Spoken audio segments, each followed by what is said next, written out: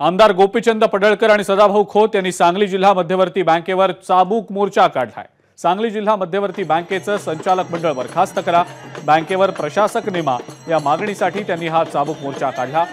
जिल्हा बँकेतील गैरकारभार करणाऱ्यांना जयंत पाटील पाठीशी घालतायत, त्यामुळे बँकेत झालेल्या या गैरकारभाराचा जयंत पाटील म्होरके आहेत असा देखील आरोप आमदार गोपीचंद पडळकर यांनी केला होता। तसंच बँकेकडून आता 400 पदांची नोकर भरती करण्याचा प्लॅन आहे आणि त्यासाठी मोठ्या प्रमाणावर संचालकांकडून पैसे घेतले जात असल्याचा आरोप सुद्धा केला जातोय।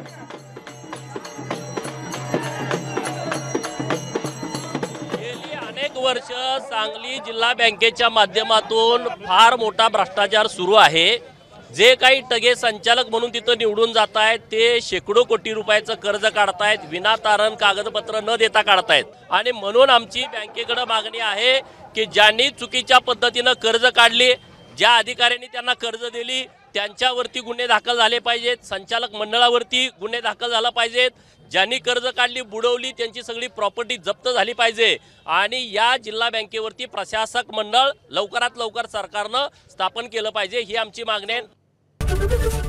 एबीपी माझा, उघडा डोळे बघा नीट।